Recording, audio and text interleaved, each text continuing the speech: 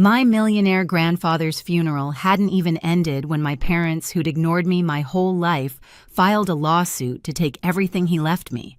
I remember staring at the papers half in disbelief, half in rage. But the real shock came later inside that cold Massachusetts courtroom. My mother rolled her eyes the second I walked in like she already knew she'd win. Then the judge looked up, froze, and said, "Wait, the charges are against you." Every whisper stopped. My parents stared, confused. They had no idea who I really was or what I'd been waiting to do for years. I grew up in a house where love was measured by silence. My parents, Diane and Scott Morrison, lived 2 states away, but might as well have lived on another planet. They were the kind of people who sent postcards instead of phone calls, who showed up for Christmas only when a camera was around. When I was 3 months old, they left me with my grandparents just for a few weeks. Those weeks stretched into decades. My first memory isn't of my mother's perfume or my father's voice. It's of my grandmother Helen's kitchen. The smell of melting butter, the soft thud of her wooden spoon against the bowl, the sound of her laugh when I spilled chocolate chips everywhere. The best cookies have too much of everything she'd say. She never scolded me, never sighed like I was a burden. To her, I was just enough. My grandfather, Judge William Parker, was a man carved from discipline and kindness. Every evening, he'd walk in from the courthouse, still in his robe, set his briefcase down, and ask, "What did my favorite lawyer in training learn today?" I'd hold up my crayon drawings, and he'd study them like legal documents. I thought that's what all families were like until I started school. Other kids had parents at soccer games, at plays, at back-to-school nights. I had 2 empty chairs and a grandmother waving twice as loud to make up for it. When I asked why my parents didn't come, Grandma said, "They're busy with important things, sweetheart." I wanted to believe her. But even at 7, I could feel the gap widening like a crack in the wall no one wanted to fix. The few times they did visit, it was always the same. Diane would arrive in designer heels, kiss the air near my cheek, and spend the whole visit scrolling through her phone. Scott would stay outside, honking the car horn for her to hurry. I learned early that pretending was their favorite family tradition, but my grandparents never spoke badly of them. Grandpa used to say, "Justice isn't about revenge, Ava. It's about showing up." And he showed up for every scraped knee, every science fair, every graduation photo. When kids at school talked about inheritance or family businesses, I didn't think about money. I thought about his voice reading bedtime stories from law journals, the steady hum of the old heater in his office, and the way his eyes softened when Grandma laughed. Looking back, I see it clearly now. Love was presence, not promise. An absence was a choice. So when he died, when the will revealed he'd left everything to me, it wasn't greed that made my parents furious. It was exposure. The money didn't humiliate them. The truth did. And they'd rather destroy me than face what they'd done. The first crack appeared on a gray Thanksgiving morning when I was 18. I'd driven home from college to surprise Grandma.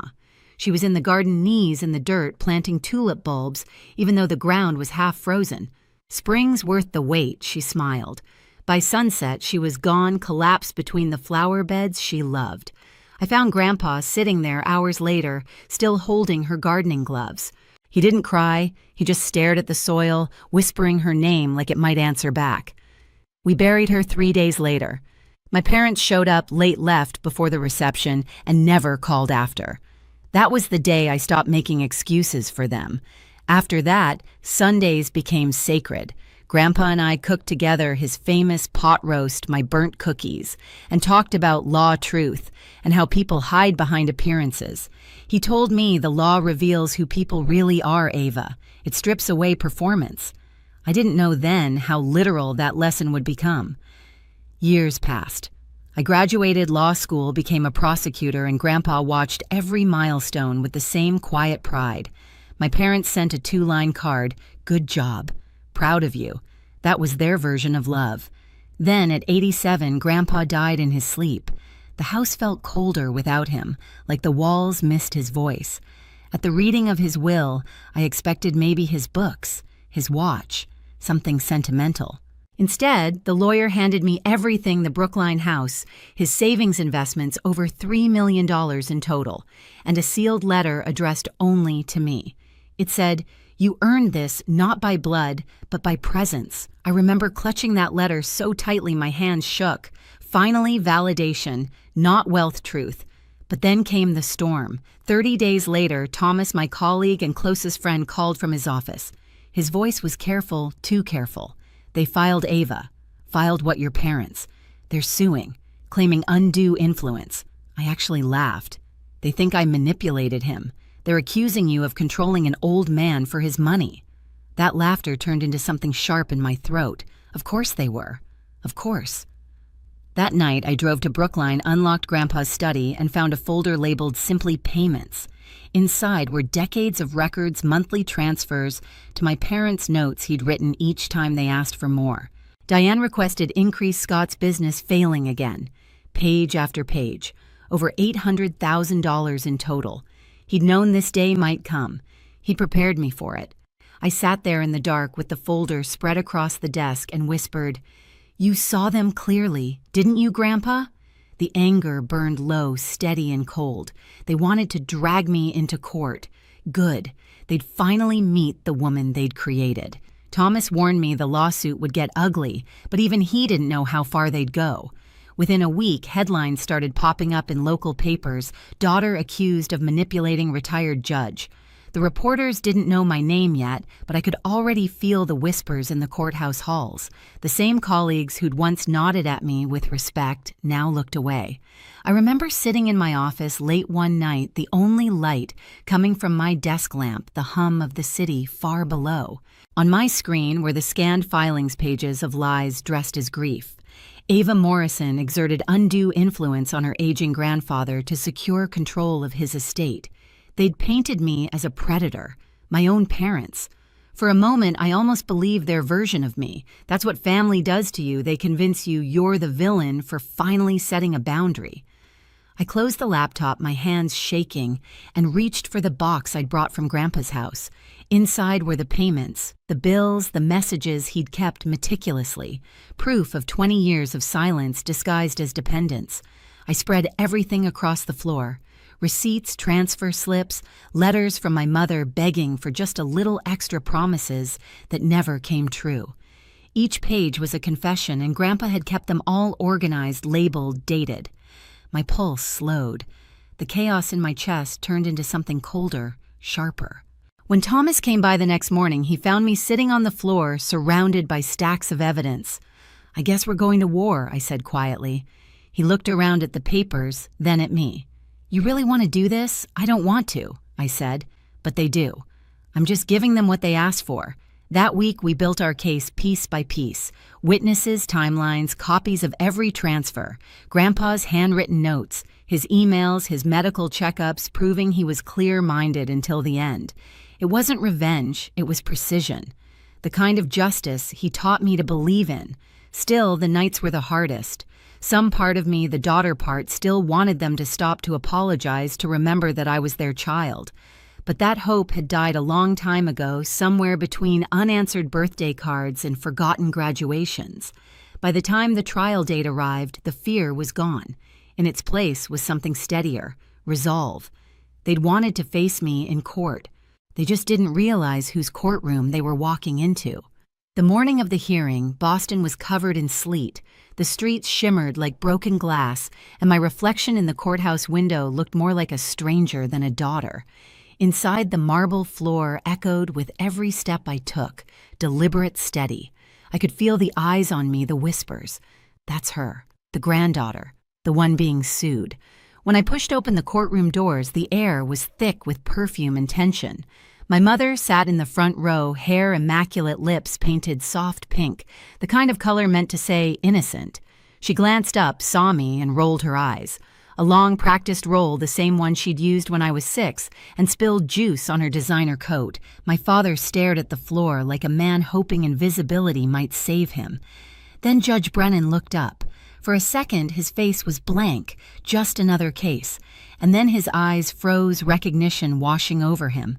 "Wait, the charges are against you," he said aloud before catching himself. The courtroom stilled. Even my mother stopped pretending. He cleared his throat, adjusted his glasses. "Proceed." Palmer, their attorney, stood up first. Smooth voice, theatrical gestures. I'd seen his type in court 100 times, the kind that thinks charm can rewrite facts. "Your Honor," he began, "this case is a tragedy. A devoted daughter unfairly cut out of her father's will by a manipulative granddaughter who exploited an elderly man's grief." He gestured toward my mother. Diane dabbed at her eyes with a tissue she'd probably chosen to match her outfit. Judge Parker adored his daughter. Palmer continued, but in his final years he was vulnerable, confused, and isolated. My client, Mrs. Morrison, was denied the chance to reconcile. Instead, her father's estate was unjustly diverted. I sat there, hands clasped, listening. My pulse didn't even spike. I'd spent years facing men who lied better than this. I could smell fabrication before the ink dried. When Palmer finished, Thomas rose. "No theatrics, just quiet authority. Your Honor, the evidence will show that Judge William Parker was of sound mind and deliberate in his decisions. It will also show that the plaintiffs, Mrs. and Mr. Morrison, received over $800,000 from him over 20 years while visiting less than once per year." Murmurs rippled through the courtroom. My mother's painted calm cracked just slightly. Palmer called her to the stand first. She adjusted her blazer, smoothing invisible wrinkles. "He was everything to me," she began, voice trembling, just enough to sound rehearsed. "I love my father dearly. We spoke often, but after his wife died, he withdrew from everyone." Thomas stood for cross. His tone was polite, surgical. "Mrs. Morrison, according to your father's calendar, you visited 4 times in your daughter's first year of life. Christmas, Easter, her birthday, and 1 Saturday in July. Is that accurate?" Her lips pressed together. I was young, and between the ages of 5 and 18, I don't recall exact numbers. He lifted a folder, the payments. "Your father documented each visit alongside monthly transfers to you and Mr. Morrison. Over $800,000 total. Can you explain why someone manipulated would continue voluntary payments for 2 decades? Her voice cracked. "He wanted to help." Thomas leaned in. "He did, but only financially. Emotionally, you were absent.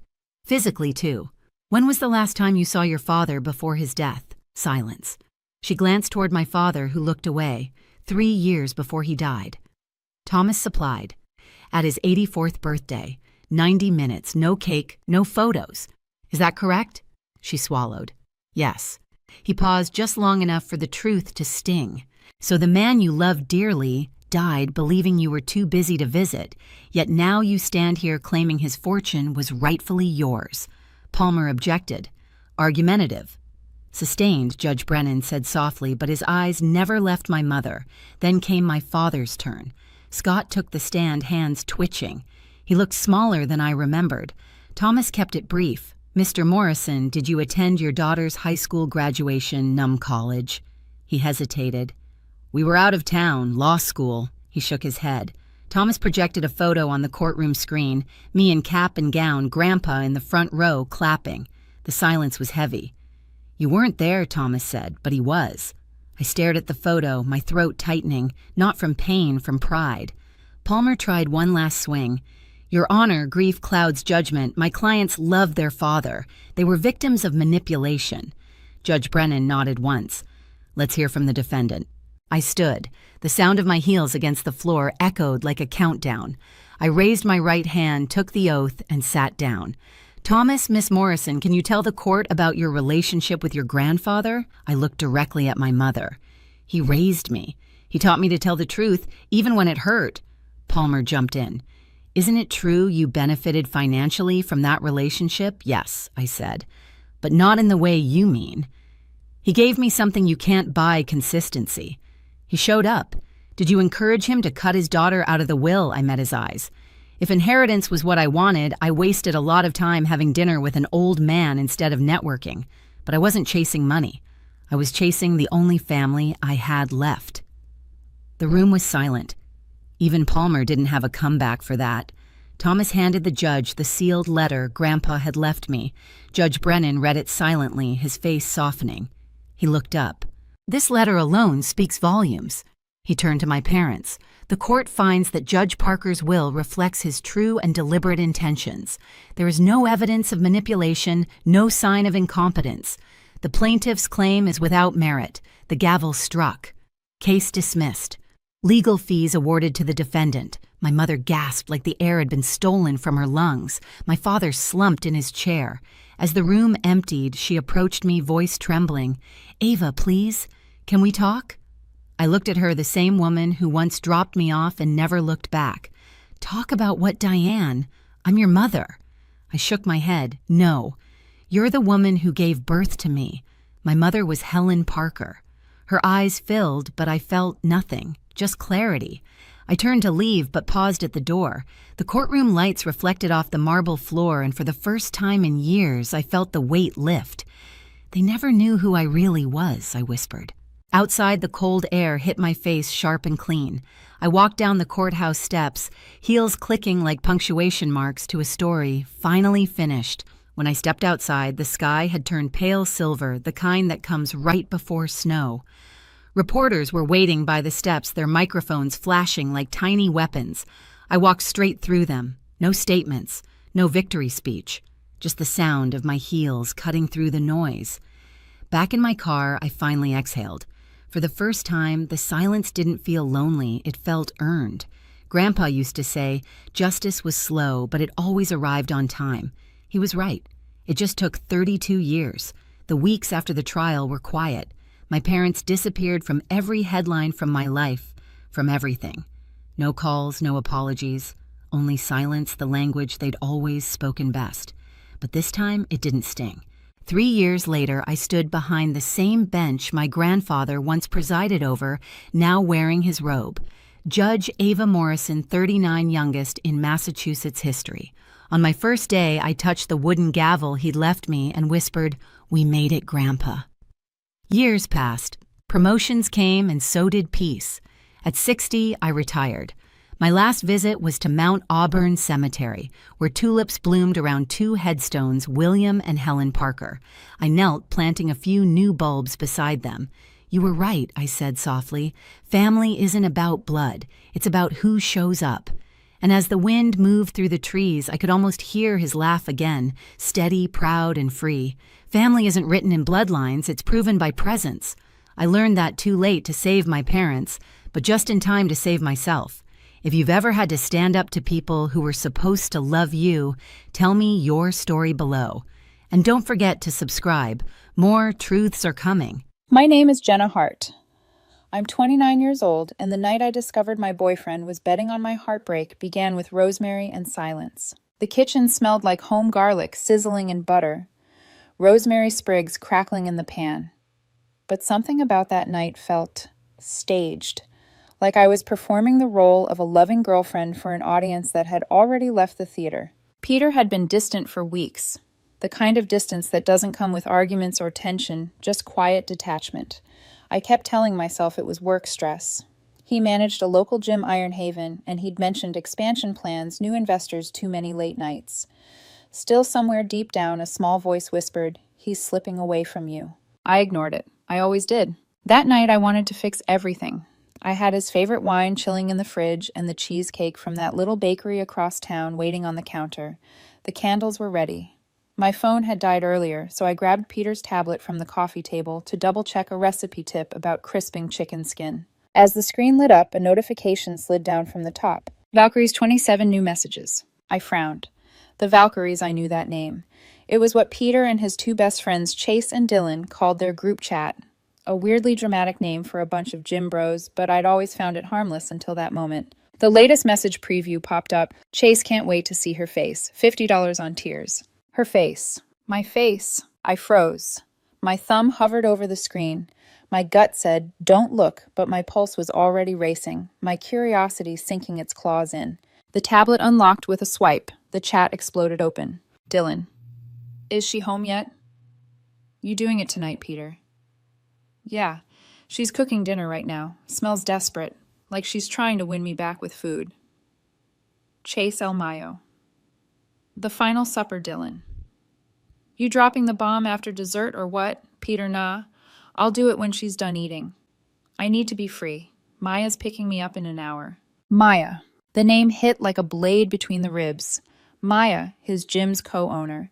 The woman whose texts always came with urgent business and too many emojis. I'd noticed her perfume lingering on his hoodie once, a musky sweetness I'd pretended not to smell. My hand tightened around the tablet. The messages kept coming. Chase. Okay, but the bet's still on. What's her reaction gonna be? Dylan $50 on rage. She looks like she's got a temper. Chase. Nah, she'll cry. Total meltdown. $50 on tears. Peter. You're both wrong. She'll shut down. It'll be boring. Easy money. The screen blurred. I blinked, trying to steady my breathing. They were betting on my heartbreak. I scrolled back further, the horror deepening with each word. Chase. Can't wait to see it. You gotta record it somehow, man. Dylan. Make sure she doesn't throw a plate at you first, Peter. Don't worry. She won't. Jenna doesn't do scenes. She freezes. I know her. My heart pounded so hard I could hear it in my ears. Every memory, the late-night talks, his hand brushing mine, the way he used to whisper, I love you. Half asleep flashed before me like cheap reruns. I thought I knew him too. But the Peter in that chat wasn't the man I loved. He was a performer, and I was his punchline. I placed the tablet down slowly. The chicken was burning in the pan, the smell turning from savory to bitter. I didn't move. I just watched the smoke curl upward like the last bit of warmth leaving the room.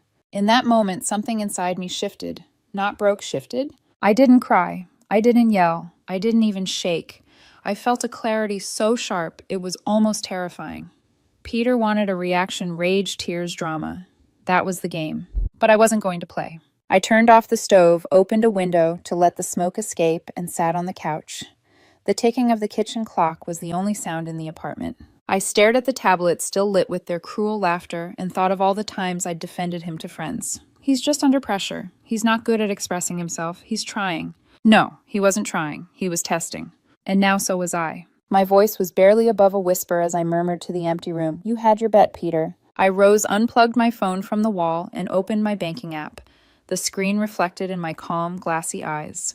Our joint savings balance blinked back at me, a number we'd been building for years, meant for a down payment on our dream home. It wasn't our dream anymore. It was my exit fund. I withdrew half into a new account under my name only. No drama, no warning, just a clean cut. When the confirmation email arrived, I felt something close to peace, like the first deep breath after being underwater too long.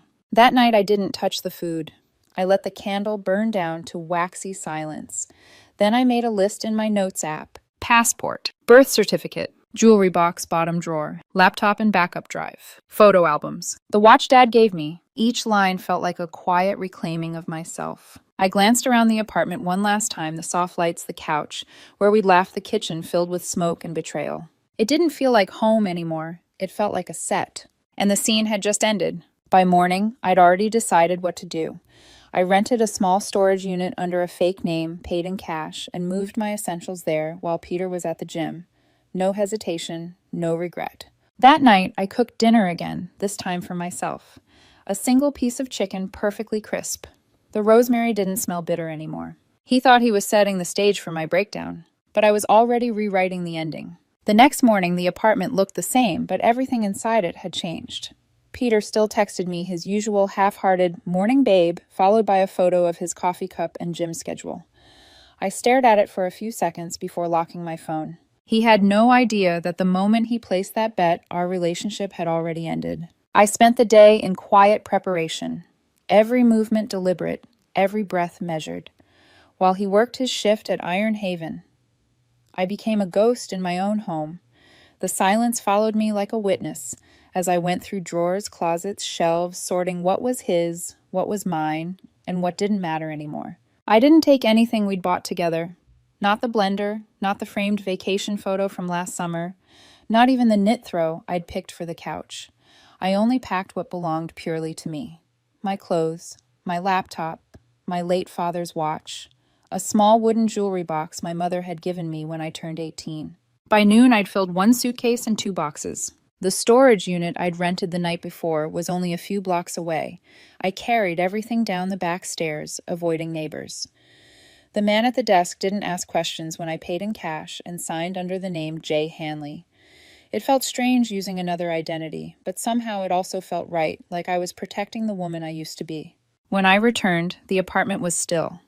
The sunlight hit the empty space on the counter where the boxes had been. I made myself tea and sat in silence, listening to the faint hum of the refrigerator. My pulse had finally slowed. That's when I started the next list in my phone. Financial. Joint savings transfer complete. Credit card separate account. Lease ends next month, cancel auto renew. Every click, every note felt like a small act of liberation. By the time the clock struck 6, I'd transformed from the anxious girlfriend who used to wait for his text to a strategist with a plan. When Peter came home that evening, the key turned in the lock as usual.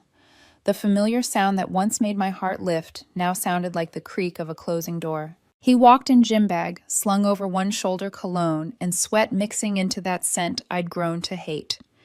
He looked smug, rehearsed his eyes scanning the room as if mentally arranging the stage. "Hey," he said, his voice light fake. "Smells good." I nodded. "Chicken again." He chuckled, glancing at the oven. "You and that rosemary obsession." He had no idea that last night's burnt chicken had been the funeral pyre of our relationship.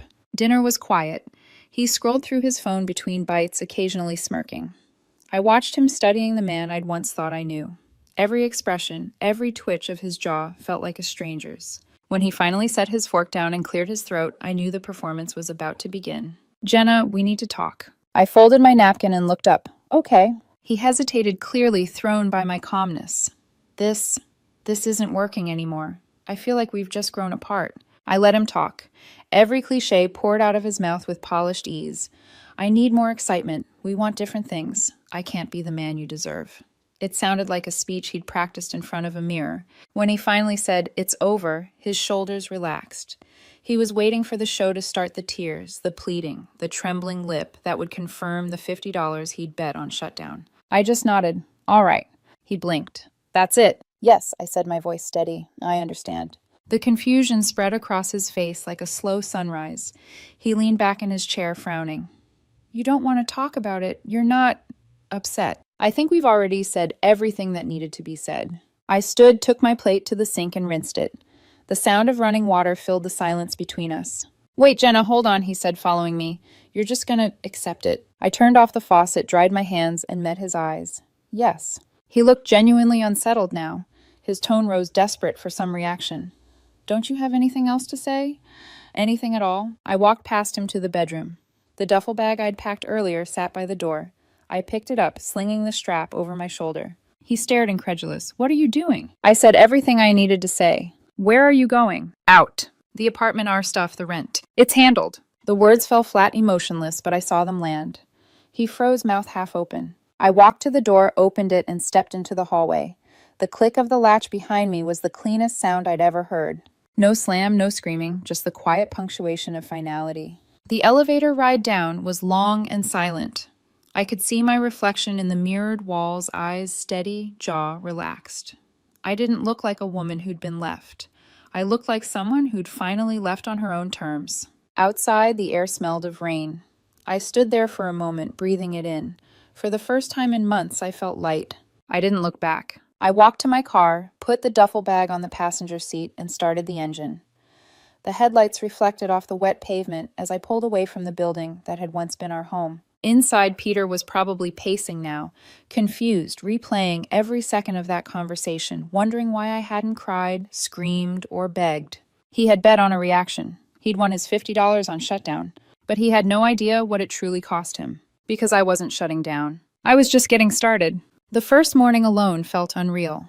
I woke to sunlight spilling through unfamiliar blinds, a quiet far too loud for someone who'd lived with constant noise text alerts, clanging weights from gym videos, Peter's voice filling every corner of my life. Now there was nothing but stillness. The apartment I'd rented was small, sparse, a one-bedroom on the edge of downtown with creaky floors and a kitchen that hummed when the refrigerator kicked in. But it was mine, entirely mine. I made coffee using the cheap French press I'd grabbed on sale, sat by the window, and just listened. The city's distant sounds, horns, footsteps. A barking dog felt strangely alive. For the first time in years, I wasn't waiting for anyone's message or approval. I didn't have to monitor my tone, my timing, or my moods. Freedom, I realize, doesn't announce itself. It just exists, quietly. Still, the silence came with echoes. When I opened drawers, I half expected Peter's keys to clatter. When I made dinner, I caught myself reaching for 2 plates. My body hadn't yet caught up to my decision. That night, I couldn't sleep. I kept replaying the chat messages in my head, every $50 on tears, every cruel laugh. I thought about all the small moments when he'd tested me without me realizing it. There was the time I cried after losing my father's watch during a move. Peter had smirked, kissed my forehead, and said, "It's just a watch, Jenna. You get too emotional about things." Or when I got the promotion at work, and instead of congratulating me, he said, "Don't get cocky, babe. I like you humble." All those times I'd folded my edges to fit inside his comfort zone. I used to think love meant compromise. Now I saw it had just been containment. Over the next few weeks, I rebuilt myself piece by piece. I worked long hours, stayed late at the office, and began jogging every morning before sunrise. My body moved, my mind quieted, and slowly the air stopped feeling heavy. I blocked Peter on everything. Then Chase. Then Dylan. Every number. Every account. Every last trace of the people who'd turned me into a punchline. It felt ceremonial, each block like sealing a wound. A week later, I got a call from Riley, a mutual acquaintance. Riley wasn't part of Peter's close circle, just someone we both knew through the gym. The name flashed across my phone, and for a moment I hesitated. Then I answered. "Hey, Jenna," she said carefully. "How are you holding up?" "I'm fine." There was a pause. "Peter's saying you, took money from your joint account, that you ghosted him out of nowhere." I stared out the window at the fading daylight. "He's free to tell whatever story makes him feel better." "I figured," she said quietly. "I didn't believe him. Just thought you should know." "Thanks, Riley, really." When we hung up, I felt strangely calm. It was like hearing gossip about someone I used to know, not someone I'd loved. Days turned into weeks, weeks into months. Work became a refuge. I poured myself into projects and started to excel in ways I hadn't before. Without the constant emotional balancing act of keeping someone else happy, I had energy left for myself. My boss noticed. Promotions followed. I wasn't angry anymore, not even numb, just free. One evening, as I sat on my balcony watching the city lights, a breeze lifted the corner of my notebook where I'd once scribbled that first escape list. I reread it passport jewelry box documents and added one more line at the bottom. Peace. That night I dreamed of silence again. Not the suffocating kind, but the stillness of a calm sea after a storm. In the dream, I was standing at the shore, and somewhere behind me I could hear laughter fading. The laughter of people who once thought they'd broken me. They didn't know I'd built something out of the quiet they left behind. The next morning, Riley called again. Her tone was cautious but curious. "You won't believe this," she said. "What?" "Iron Haven's in trouble. Peter's partner, Maya, you know, the gym owner. She's having issues with the bank. Apparently, Peter overextended the lease. They're behind on payments. Equipment's getting repossessed." I felt nothing. Not satisfaction, not pity. Just a soft exhale. "That's unfortunate," I said. Riley hesitated. "You don't sound surprised." "I'm not," I said. "Karma doesn't need an audience." After the call ended, I went for a run. The city air was cool, sharp against my lungs. Each stride felt lighter than the last. I wasn't running away anymore. I was running towards something new, something I didn't yet have words for. That night I stood in front of the mirror and studied the reflection staring back at me. My hair was loose, my eyes tired but clear. There was a faint smile there, not of joy, but of quiet knowing. I whispered to the reflection, "You made it out." The silence that followed wasn't empty. It was earned. 3 months passed before I heard Peter's name again. It came as it always did from Riley. She'd texted, "You might want to sit down for this one." I didn't. I just called her back. The moment she answered, her voice carried that mix of curiosity and disbelief that only bad gossip creates. "Iron Haven is done, Jenna. Like, completely done. They padlocked the doors this morning." I leaned back in my chair, staring out my apartment window at the soft gray sky. "What happened?" "Debt," she said. "Turns out all that fancy new equipment Peter bragged about leasing, none of it was paid off. The investors pulled out. Maya's the one stuck with the bills, her name's on everything. He used her credit to open half those accounts." I could hear the faint sound of traffic behind her, like the world kept moving, while his had just stopped. "Where is he now?" I asked. "Still with her, I think. Or maybe not. People say she kicked him out after the repossession notice. He was living in her condo, well renting it. The owner's evicting them next week." A quiet smile tugged at my lips. He always loved luxury he didn't own. Riley chuckled softly, but I could tell she was waiting for me to say something cruel, something satisfying. Instead, I just murmured, "It's not my mess to clean up." It wasn't bitterness, it was truth. That night, I sat on my balcony, the city lights blinking below like faraway stars. The air smelled faintly of rain. I thought about how not long ago I would have obsessed over every detail, stalked his social media, tried to piece together what he was doing, who he was with. Now I didn't even care enough to look. The next morning, Riley called again. "Jenna, it gets worse." I sipped my coffee. "For who?" "For Peter," she said. Maya found out he emptied her savings before disappearing. He used the money to pay off his gym debts, and then he just left. She's drowning in unpaid invoices. I paused mid-sip. He left her. Yeah, took her car too, apparently. I closed my eyes for a moment. A strange kind of stillness filled me. It wasn't happiness exactly. More like a cosmic exhale, the kind you feel when the universe finally settles an old score for you. "Riley," I said quietly, "do me a favor. Don't update me anymore." She hesitated. "You sure?" "I am. Whatever happens next, it's not part of my story." I hung up and stared at my reflection in the window. My own eyes looked different now, calm, unflinching. There was no trace of the girl who once burned dinner, trying to save a relationship that was already over. The next few weeks passed in peace. I worked, exercised, and started sketching again, something I hadn't done since college. Each line on paper felt like reclaiming a piece of myself. But peace, it seemed, never liked to stay untested. One evening, my phone buzzed with a text from an unknown number. "Unknown. We need to talk about your stuff.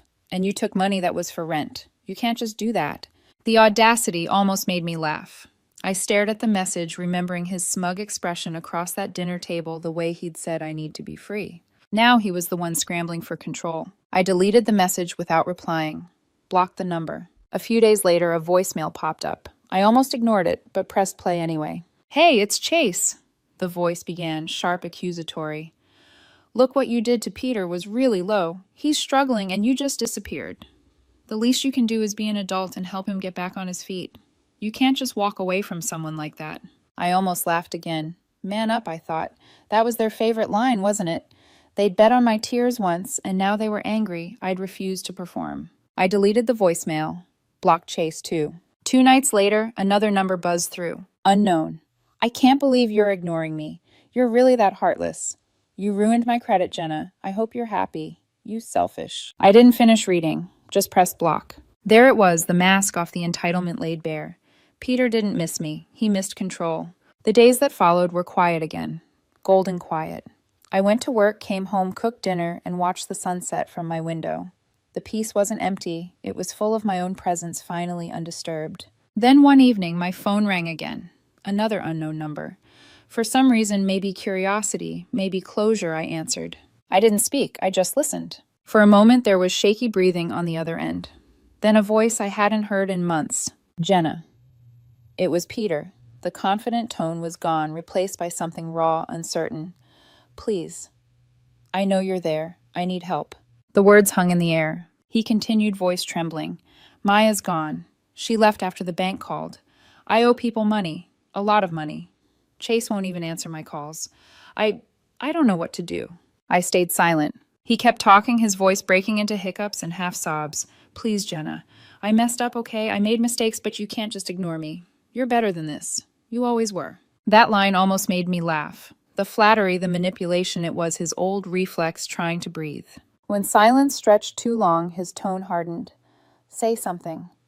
You owe me that much." Still, I said nothing. Then came the words that ended it all, the unfiltered truth he'd been holding back. "I lost $500 on you because you couldn't even react like a normal person." There it was, the core of it, the confession. It had never been about love. It had always been about the game. The quiet between us felt endless. Finally, I spoke, my tone calm, even. "Sounds like you have a problem."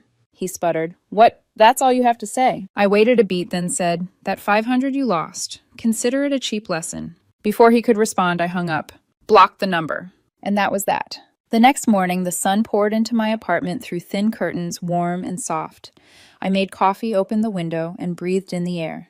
No tension, no guilt, just peace. Peter had made a bet on my heartbreak.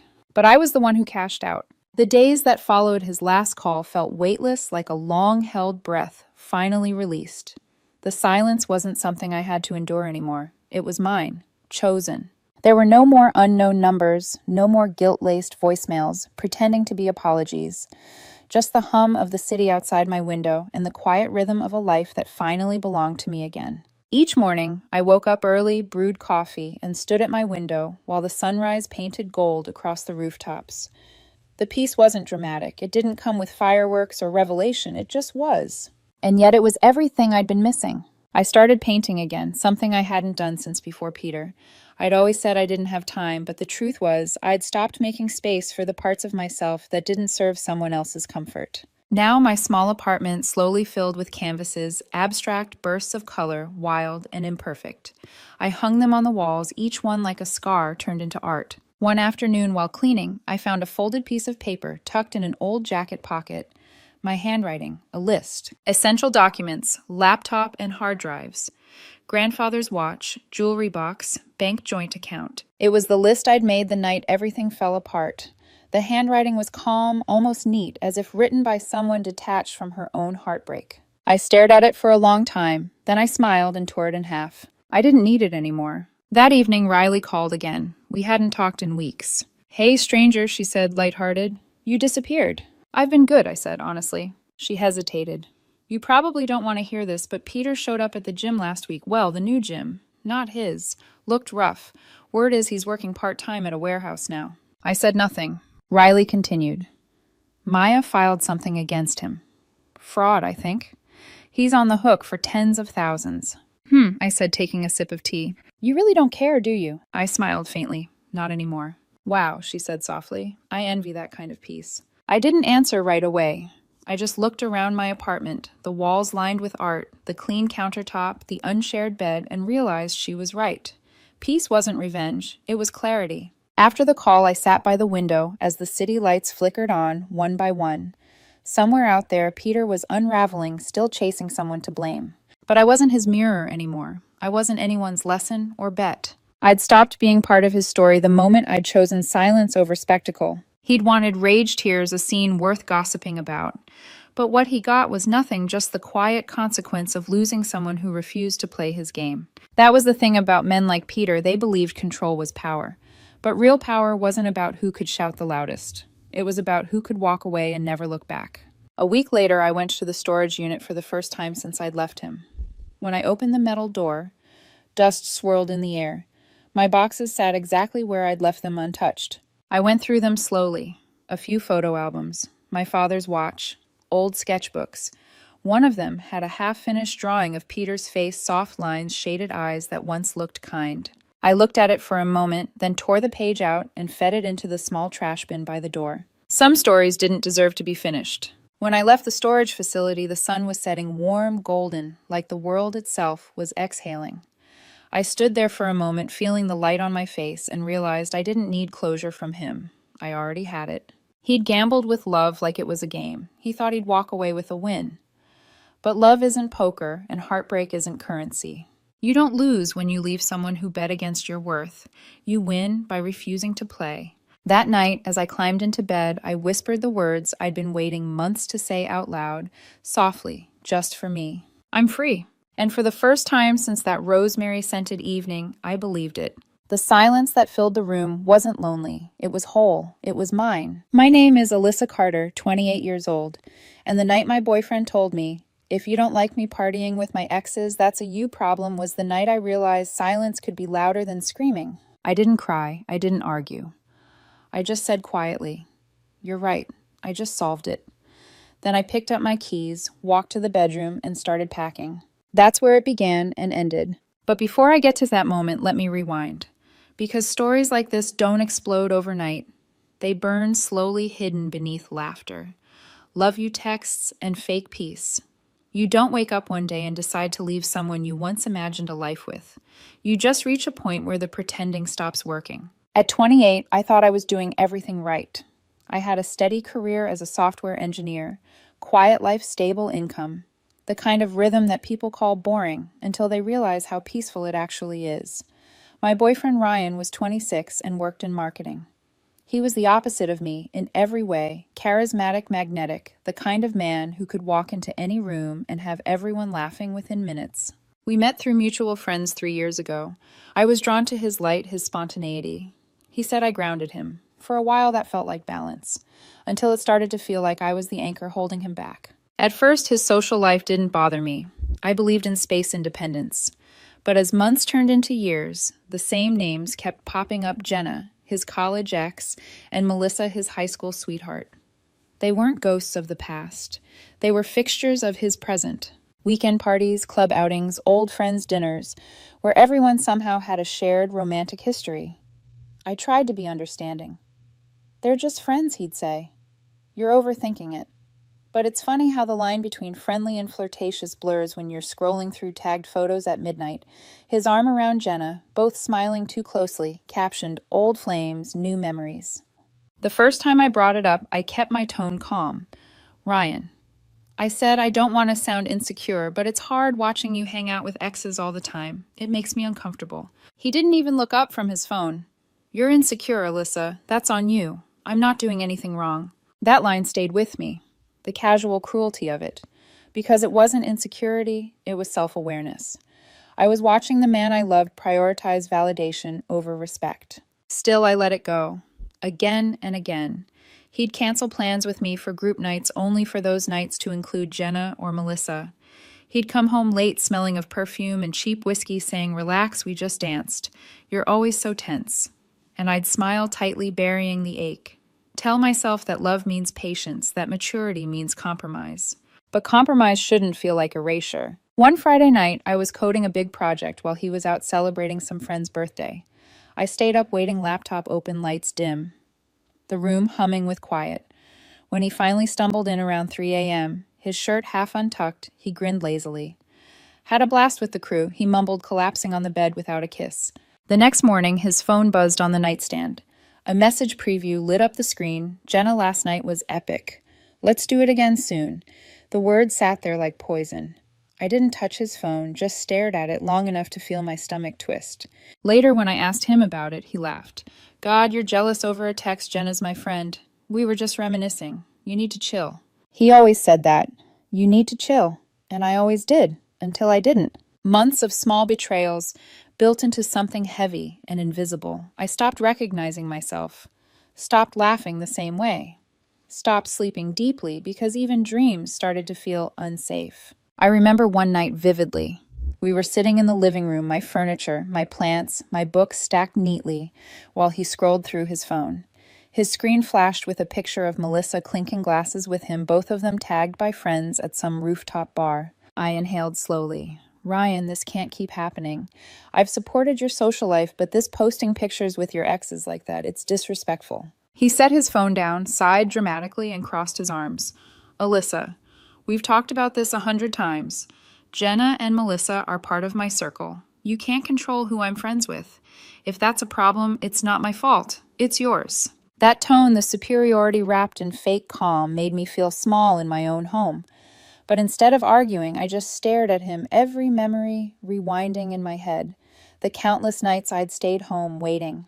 The skipped career opportunities to be his emotional support system. The dinners alone. The way he'd roll his eyes whenever I voiced hurt. Then I said it. "You're right, Ryan.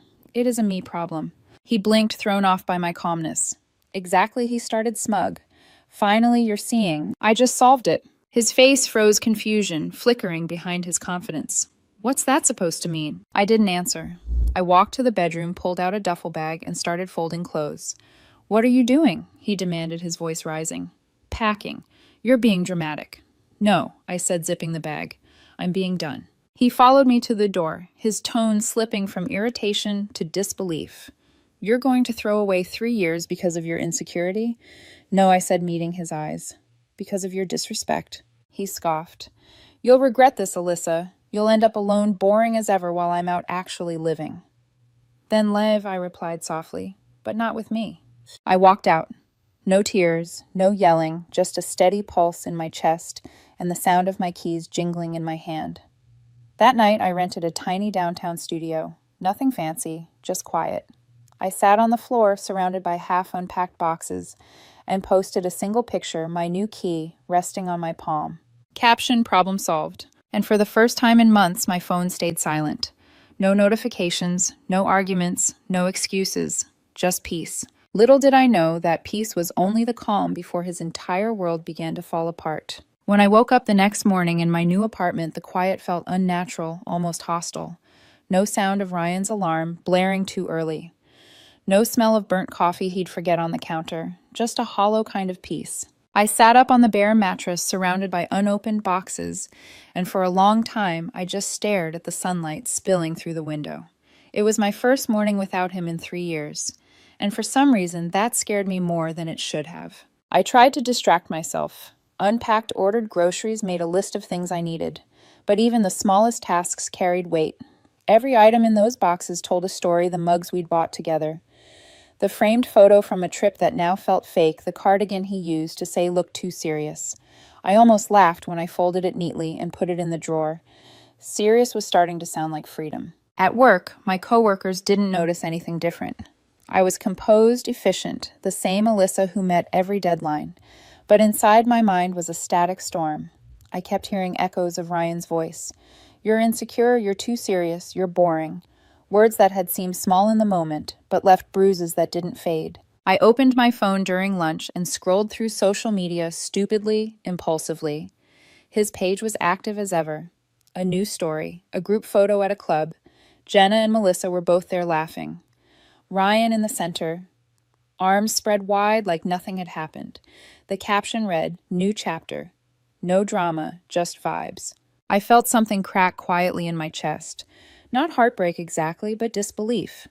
The speed of his detachment. The performance of indifference. It was strange to realize how quickly someone could turn your pain into their aesthetic. I turned my phone face down, took a deep breath, and decided that was the last time I'd look. The following nights blurred together. I'd come home to silence, cook simple meals for one, and fall asleep to the hum of the city outside. Some nights I missed him. Not the man he'd become, but the illusion I'd built around him. The idea of him as someone safe, stable, worth sacrificing for. That version had died long before I left. On the 5th night alone, I poured myself a glass of wine and sat by the window. Below the streets glowed gold under passing headlights. I whispered to myself, "You did the right thing." It felt strange saying it out loud, as if I was trying to convince someone else, maybe the version of me who used to wait up for him. The truth was, leaving didn't feel empowering yet. It felt empty. But even emptiness is progress compared to chaos. 2 weeks passed. No calls, no texts. Not from Ryan, not from his friends. The silence that once scared me began to feel sacred. I started running again early mornings before work when the air was cool and the streets were still half asleep. There was something cleansing about the rhythm of it, each footstep pushing the memory of him a little further away. At the office, I volunteered for a complex project, something I'd been hesitant to take on before because Ryan always complained when I worked late. Now I stayed as long as I wanted. One night, while reviewing code, I realized I was smiling. It wasn't happiness exactly, but relief. A lightness I hadn't felt in years. One Saturday afternoon, my phone buzzed with a message from Mia, a mutual friend. "Hey, just checking in. You okay?" I replied simply. "Yeah, actually I am." She sent another text a few minutes later. "You probably don't want to hear this, but Ryan's been out a lot. Same crowd, same chaos. He's acting like nothing happened." I stared at the screen, then typed. He always was good at pretending. Then I muted the chat. Nights got easier after that. I started decorating the apartment's soft lights plants by the window. Small reminders that this space was mine. I learned how to fill my own silence podcasts while cooking background music while showering laughter at small things. I didn't need constant noise to feel alive anymore. But even in peace, a part of me stayed cautious, a quiet readiness, like waiting for a storm that hadn't arrived yet. Because men like Ryan never stay gone for long. They return when their world starts crumbling right after the applause dies. One night while folding laundry, I caught myself remembering his words again. "You'll regret this, Alyssa. You'll end up alone, boring as ever." I smiled, the kind of smile that comes from knowing something he didn't. Solitude isn't loneliness, when you finally escape someone who confused chaos with love. By the 3rd week, work felt different. I was performing better, sleeping deeper, even laughing with coworkers more. People started saying I looked lighter. They didn't know the half of it. Every morning before I left for work, I'd glance at the keychain hanging by my door, the one from my problem solve post. It became my small ritual, my reminder that peace doesn't always arrive with fanfare. Sometimes it's just the quiet click of a door closing behind you. Then, one late Friday evening, as I was winding down after work, Mia called again. Her tone was cautious. "Alyssa, you might want to hear this. Ryan's kind of falling apart. The job, the parties, Jenna, it's getting messy." I leaned back in my chair, a small part of me curious, the rest indifferent. Falling apart how? He showed up drunk at his office event, got into some kind of argument with a client. HR's involved. And Jenna, she's apparently done with him. It's a whole scene. For a moment, I didn't say anything. Then quietly, "Guess the vibes ran out." Mia exhaled, almost relieved I wasn't bitter. "You're really okay, aren't you?" For the first time in a long time, I said, "Yeah." After the call ended, I sat in silence again, but this time it didn't feel heavy. It felt earned.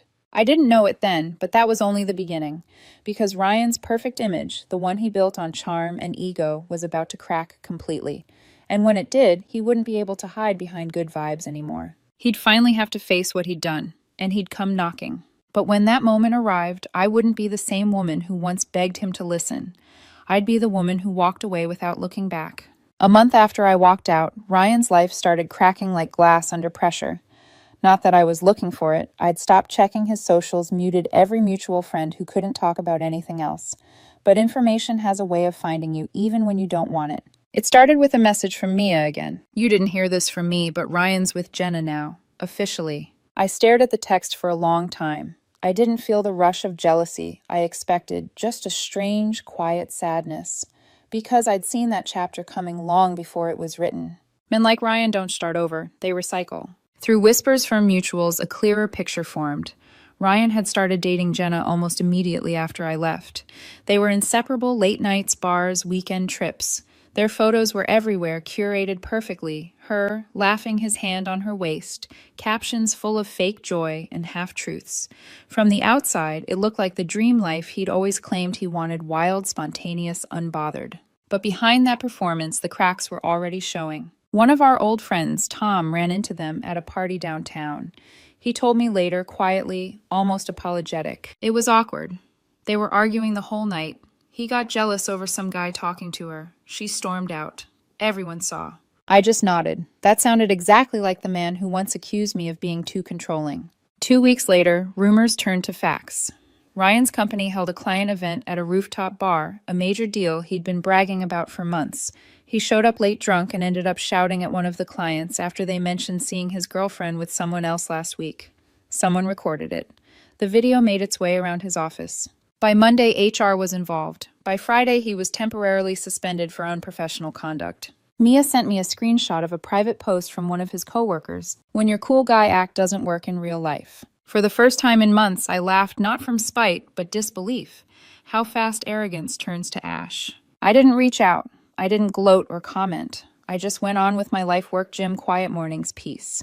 But the universe has a twisted sense of timing. One evening, while I was grocery shopping, I ran into Jenna. She was in the wine aisle, eyes tired, makeup smudged, like she'd been crying in the car. She froze when she saw me. For a second, I thought she might just turn around and walk away, but she didn't.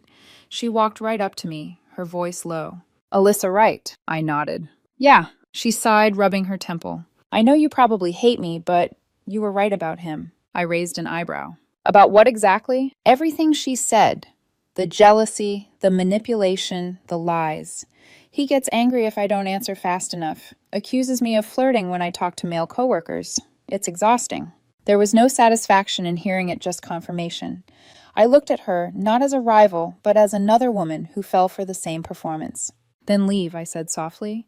"Before he convinces you it's your fault." She nodded, eyes glossy. "I'm trying." We didn't say goodbye, but that conversation followed me all the way home, because for the first time I realized something. Ryan didn't break me because I was weak. He broke me because I kept believing he was capable of love. Weeks passed. Then came Melissa, the other ex. She'd always been quieter, the type who hovered around his orbit like a backup plan. Mia told me she'd started seeing him again, or maybe helping him. Either way, it ended predictably. He borrowed money from her, Mia said. Told her he'd pay her back after getting a new job. Then ghosted her for 2 weeks. "Wow," I murmured. "Classic." "She's furious. She told everyone." I didn't say it out loud, but I thought it, for someone who said I was boring, his life sure had turned into a soap opera. Then came the final blow. Ryan's landlord posted an online notice, one of those public court filings that anyone could see if they knew where to look. Eviction notice. 3 months of unpaid rent. He'd lost his job, burned through savings, and apparently Jenna had kicked him out of her apartment too. The same man who once mocked my structured, predictable life was now couch hopping between friends. Every so often, I'd hear snippets how he tried starting a freelance consulting business, how he got kicked out of a bar for fighting, how no one wanted to deal with his drama anymore. And through it all, I stayed quiet. Not out of apathy, out of respect for the peace I'd fought to earn. One evening, while finishing a project late, my phone buzzed. A text from an unknown number. Ryan. Hey, Alyssa. I know I'm the last person you want to hear from, but I just wanted to say I miss you. I messed up. I stared at the screen for a long time, then I locked the phone and went back to work. A few minutes later, another buzz. Ryan, please, just one conversation. I'm not okay. This time I deleted the message without replying, because once upon a time I would have dropped everything to save him. Now I finally understood that saving him would have meant losing myself again. The next day, Mia called. He's in trouble, Alyssa. His friends cut him off. Jenna's done. He's saying you're the only one who ever really cared. I didn't respond immediately. When I did, my voice was calm. That used to be true, but not anymore. That weekend, I took a solo trip out of the city, first time in years. A small cabin near the mountains, no signal, no distractions. I watched the sunrise in silence, feeling something settle inside me. It wasn't revenge, it wasn't victory. It was closure, the kind that doesn't come from anyone's apology, just from peace finally taking up space where pain used to live. I didn't know it yet, but Ryan's messages were only the beginning, because when his charm stopped working and his world fully collapsed, he'd start clawing for the only stability he ever had me. And that was when I'd learned that sometimes the most dangerous part of leaving a manipulative man isn't walking out the door. It's what happens when he realizes you're not coming back. It started quietly, the kind of quiet that feels like the air right before a storm. A month had passed since Ryan's first text, the one I ignored. I thought maybe that was the end of it. But men like Ryan don't go away cleanly. They linger, test boundaries, twist apologies into invitations. The first time he called, I didn't answer. The second time, I muted the number. By the third, I recognized the pattern desperation disguised as remorse. One evening after work, I was making tea when my phone buzzed again, a voicemail this time. His voice soft, almost broken. Alyssa, please pick up. I know I hurt you. I know I said things I can't take back, but you were the only one who actually cared. Jenna left. Melissa won't even talk to me. I lost everything. I need to see you. Please. He let out a shaky laugh that didn't sound like him. You used to tell me I'd crash one day. Guess you were right. I listened to the message twice, not out of sympathy, but disbelief. The same man who once told me I was too serious was now begging for the stability he'd mocked. For a brief moment, I felt a flicker of pity. Then I remembered the nights I cried quietly while he partied with his exes, the way he looked at me like I was the problem for wanting respect. I deleted the message and went back to my tea. But it didn't stop there. A few days later, I got a text, this time from his sister Lisa. Alyssa. It's Lisa. Look, I know things ended badly, but Ryan's not doing well. He's depressed. He's drinking too much. You were the only one who could calm him down. Please just talk to him. I stared at the screen for a long time, my stomach tightening. It wasn't the first time I'd seen this tactic. The guilt trip, the emotional outsourcing, the way families of toxic people try to make their damage someone else's responsibility. I replied politely but firmly. I'm sorry he's struggling, but I can't help him. That's not my role anymore. She left me on read. The following week, the messages escalated.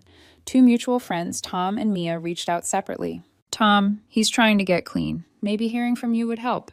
Mia, he says he just wants closure, Alyssa. You could give him that. Closure. The word that always sounds noble until you realize it's just another door for manipulation. I typed back to Mia. If he wanted closure, he should have respected me when I gave him peace. Then I muted both chats. But Ryan wasn't finished. One rainy evening, I got home late from work. My apartment hallway was quiet except for the faint buzz of the elevator light. When I reached my door, I froze. He was there, sitting on the floor outside my apartment, soaked through, head in his hands. Ryan, I said, my voice steady but cold. He looked up, eyes, bloodshot expression, somewhere between relief and shame. Alyssa, thank God. You look good. Can we talk? No. I unlocked the door, keeping my body between him and the entrance. Please, he said, standing now. I know I don't deserve it, but I need 5 minutes. That's all. I shook my head. Ryan, go home. I don't have a home right now. His voice cracked. Jenna's done with me. My landlord kicked me out. I'm lost, Alyssa. Then maybe it's time you start finding yourself instead of looking for someone to save you. He laughed bitterly. Always so cold. You never could just let things go, could you? I met his gaze. You mistook boundaries for coldness. That's why you're standing outside my door instead of inside my life. He exhaled hard, hands shaking. You really don't care anymore, do you? I did, for years. Now I care about me. And then before he could answer, I shut the door. He knocked twice, then 3 times, then silence. I stood there, hand on the knob, waiting for the sound of his footsteps retreating. When it came, I let out a breath I hadn't realized I'd been holding. The next day, there were messages again. Ryan, you didn't have to shut me out like that. Ryan, I'm trying to get better. Ryan, I thought you'd be happy to know I'm in therapy. Ryan, why are you so heartless now? Heartless, the same word he used when I walked out. It was almost poetic how manipulators recycle their own lines when they run out of power. I didn't respond. Instead, I opened my laptop and blocked his number again. That weekend, I met up with Mia for brunch. She looked guilty even before I sat down. You're going to hate me, she said. But Ryan's been talking to people again. He's telling everyone you're cruel, that you abandoned him when he hit rock bottom. I sipped my coffee slowly. Let him. The people who know me don't believe that. I told him to stop, she said quietly. He said you'll regret this one day. I smiled faintly. That line's getting old. Still, the whole thing left a sour taste in my mouth. There's a special kind of exhaustion that comes from watching someone rewrite the story of their cruelty as your betrayal. That night, I journaled something I hadn't admitted out loud. I don't want revenge. I just want distance so complete that he can't even imagine my existence anymore. But fate doesn't grant peace that easily. 2 weeks later, at a mutual friend's birthday party, the first social event I'd gone to since leaving him, Ryan showed up. I hadn't planned on seeing him. I was laughing with coworkers holding a drink when I felt the air shift, that heavy stillness that precedes confrontation. He walked in, cleaner, sharper, pretending to be composed. When his eyes landed on me, his smile faltered for a second before he recovered. Alyssa, he said softly, as if we were old friends. You look different. I am different, I replied. He chuckled. Can we talk? Just 2 people catching up? I don't owe you that. His jaw tightened. You don't owe me compassion either. No, I said, not anymore. He leaned closer, voice low, so only I could hear. You think you're better than me now? No, I said calmly. I just finally know I'm not less. For a long moment we stood there in silence, his ego trying to reassemble itself, while mine stayed intact for the first time in years. Then he turned and left, slamming the door behind him hard enough that the music briefly skipped. That night, I went home feeling shaken but strangely powerful, because I'd realized something vital. Closure doesn't come from hearing I'm sorry. It comes from seeing the person who hurt you and feeling nothing. And while Ryan's storm was far from over, mine had already passed. 6 months after that night, the world had shifted again, only this time it wasn't mine that was spinning. I'd built something new out of the quiet, a life that actually fit me. Work was thriving. I'd been promoted to lead engineer on a new project. I'd started painting again on weekends, hiking more, saying yes to things that didn't drain me. And then there was Ethan. We met on a group hike Mia invited me to. He was calm in the way that doesn't need to announce itself, the kind of man who listens more than he talks. No bravado, no chaos, just warmth that felt steady instead of suffocating. When we started dating, I told him about Ryan early on, not to vent, but to be honest. He didn't flinch. He just said, sounds like you did the hardest thing you left when it would have been easier to stay. That was the moment I realized I was finally with someone who saw leaving as strength, not failure. Meanwhile, Ryan's story was unraveling faster than even I could have imagined. Mia tried to spare me the details at first, but they found me anyway. Little whispers, fragments from mutual friends. He'd been fired from another job after missing deadlines and arguing with his supervisor. He'd tried to start a podcast about self-growth, but it flopped after 2 episodes. And then there were the rumors about his drinking, getting kicked out of a bar, showing up at his sister's place, shouting that no one cared. His I'm in therapy claim had been another facade. He'd gone twice, then stopped when the counselor called him out for avoiding responsibility. Every update used to sting a little, not because I missed him, but because I couldn't believe how blind I'd been to his self-destruction. But slowly that sting turned into distance. His name became just another story I used to know. Then came the night the tables truly turned. Tom was throwing his annual birthday bash, big crowd rooftop venue, half the old circle invited. I almost didn't go. Crowds still made me nervous sometimes, and I knew Ryan might show up, but Ethan insisted gently, "You can't live like you're still avoiding ghosts." He was right. So I went. When we arrived, the night air was warm, filled with laughter, string lights glowing against the skyline. I wore a white dress, simple, elegant, unbothered. Ethan held my hand as we greeted people. I noticed a few surprised glances. Maybe they hadn't expected to see me looking so alive. Halfway through the evening, I was laughing at something Mia said when the air changed. The crowd parted slightly near the entrance, and there he was. Ryan. He looked nothing like the man I used to know. Thinner eyes, sunken hair, unkempt under a forced confidence. He spotted me instantly, and for a split second, guilt flickered across his face before the charm kicked in. "Alyssa," he said, approaching with a smile that didn't reach his eyes. "Wow, you look incredible." I smiled politely. "Ryan." His gaze shifted to Ethan standing beside me. "And you must be—" "Ethan," he said calmly, shaking his hand. "Nice to meet you." Ryan nodded, masking irritation with fake civility. "Didn't think I'd see you here," he said to me. "You always hated parties." "I hated the ones that felt like survival," I replied softly. "This one's different." He tried to laugh. "Guess you upgraded, huh?" "I learned," I said. "That's all." For a moment, the air between us felt charged, like the ghost of every argument we'd ever had was hovering there, waiting for someone to reopen the wound. Instead, I turned to Ethan. "Want to grab a drink?" We walked away, leaving Ryan standing alone, holding a cup of nothing. Later that night, I was on the rooftop balcony when he found me again. He looked smaller under the fairy lights, his confidence finally stripped raw. "I messed up, Alyssa," he said quietly. "You were the only person who actually gave a damn about me. Everyone else bailed when things got bad. But you always stayed." I didn't answer immediately. I just looked at him, the man who once said I'd end up boring and alone. Now here he was, alone, begging for a conversation. "Ryan," I said, "do you remember the night you told me if I didn't like you partying with your exes, that was my problem?" He looked down. "Yeah, you were right," I said. "It was my problem, but not the way you thought. My problem was that I kept trying to love someone who didn't want to grow up." He swallowed hard. "I've changed." "Maybe, but the version of me who cared doesn't exist anymore." His voice cracked. "You're punishing me." "No," I said. "I'm protecting myself." He stepped closer, eyes pleading. "I still love you." And for the first time in years, I felt absolutely nothing. No flutter, no ache, not even anger, just calm detachment. I smiled sadly. "If you don't like that, I've moved on, Ryan. That's a you problem." His face fell, the irony not lost on him. "You're really done," he said, almost whispering. I was done the night I walked out. I just didn't realize it yet. I turned and walked back toward the crowd where Ethan was waiting. Behind me, I heard Ryan let out a low, shaky breath, the sound of someone realizing the power they used to have was gone for good. That night, I didn't post any pictures. No captions, no cryptic quotes. I didn't need the world to know that I'd won. Because real closure isn't loud, it's silent, peaceful, final. And somewhere in that rooftop glow, I knew the story had flipped completely. Ryan was the ghost now. 2 years later, I barely recognized the woman I used to be. The one who waited up for unanswered texts. The one who apologized for wanting respect. The one who mistook chaos for love. She's gone, replaced by someone quieter, surer, free. It's a Sunday morning in late spring. The sunlight drifts through my kitchen window, catching on the ring that glints softly on my finger.